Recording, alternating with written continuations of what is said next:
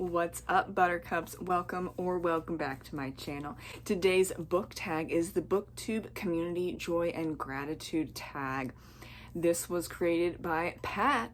Go check out Pat in celebration for hitting 2,000 subscribers. I'm a little late, I'm so sorry, but I'm sure she's probably at like 2,500 at this point because she is rocking it. Everyone, she's rocking it. So we're gonna go right into this tag to celebrate Pat and the BookTube community. Joy.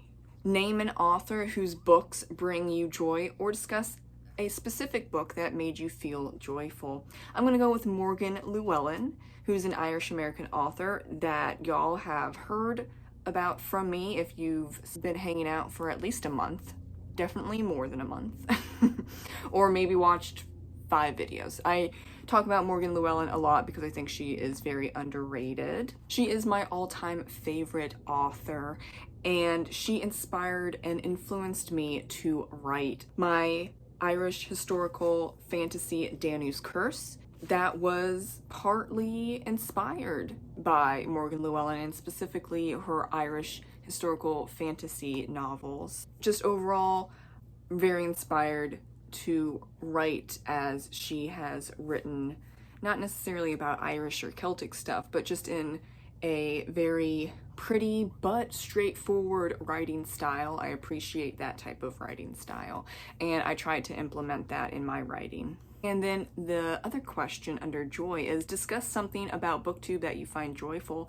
And I think I'm gonna go with the simple but very important answer. I love the community and how lovely people are. Under friendship, discuss a book that focuses primarily on friendship. And I'm gonna go with Dumpling by Julie Murphy. This is a young adult contemporary novel about a teenager nicknamed Dumpling by her beauty queen obsessed mom with very stereotypical beauty standards. And her real name is Willow Dean. I think that's just a cute name. But Willow Dean decides to go into the local beauty pageant to break down the stereotypical beauty standards of her small town and also just overall beauty standards that are skinny, blonde, blue-eyed, you gotta be perfect. She is a plus-size young woman, and Willow Dean is absolutely wanting to break through to not just the small town, but really her mom and even her friends, to say that it's okay if you're not exactly what everyone wants you to be. And along the way, she makes many friends, and they come together to also join her in the beauty pageant because they are quote-unquote not stereotypically beautiful in this small town, and they just overcome a lot together. And it was a very nice, refreshing young adult contemporary novel. Laughter. Discuss an author or a specific book that made you laugh. And I'm gonna go with the Emily Wilde book series by Heather Fawcett. It brought me joy with lots of chuckles and laughs and smiles, especially when the fairies popped up on the page. I just love all things fairies. I'm a sucker for fairies and elves and pixies and sprites, just all the things. I just love them. Community. Discuss a book where the idea of community is very important. You know, I'm gonna go with Demon Copperhead by Barbara Kingsolver. When, spoilers for a minute, Demon has to overcome his opioid addiction, you absolutely see and need community when you're struggling, and that is seen in Demon Copperhead. And I think Barbara does a very fantastic job at writing Demon and the community of the Appalachian Mountains. Of course, she lives in the Appalachian Mountain area, so I think she did a fantastic job. And it's not just in that specific case about overcoming addiction, but also a lot of people don't know about the Appalachian area and how close people are and how nice and welcoming people are. and a lot of my family is from that area or lives around that area. So it's just really fantastic to see representation of the Appalachians in a positive way. Are there faults? Absolutely, there's faults everywhere. It's not going to be perfect. Nowhere is perfect. But I enjoyed seeing the community in a positive light, as well as here are things that you definitely need to work on in this Appalachian area. But usually you see a lot of they're stupid, they're hicks, they're hillbillies, they're rednecks, they don't know what they're talking about.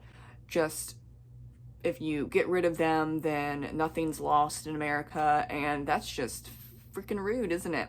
Yes, it is. So I think Demon Copperhead was very refreshing. Another question under community: discuss a communal reading experience you've been part of. And I'm just now finishing up the Spooky Scary Skeleton Halloween readathon that I put on with 11 co-hosts and a bunch of participants, and I had a fantastic time. Thank you so much for everyone who co-hosted and participated. It was a big hit.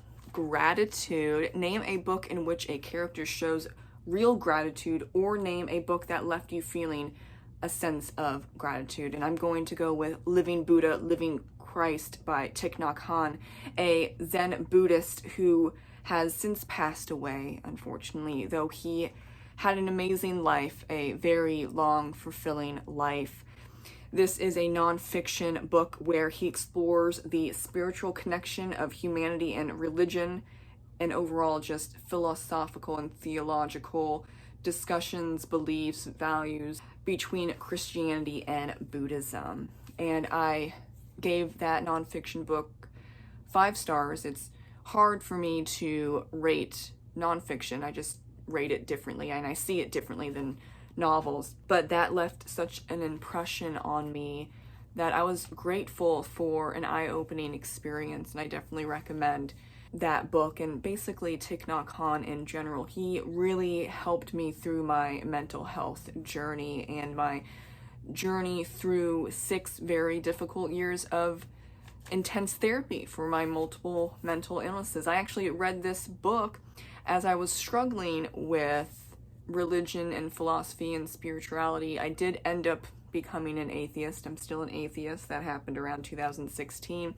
For a while, I actually was a Buddhist. I was a practicing Buddhist. For most of my life, I was neo-pagan, and for a little bit of my life, I was Christian. I've done the full circle, okay? I did a lot of stuff. I believed a lot of stuff. But I really appreciate still, even though he has passed, Thich Nhat Hanh, because he never tried to force anyone to be a Buddhist.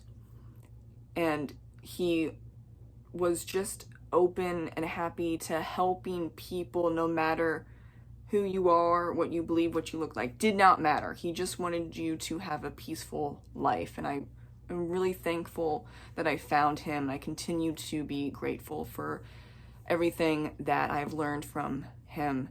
And like I said, I definitely recommend Living Buddha, Living Christ.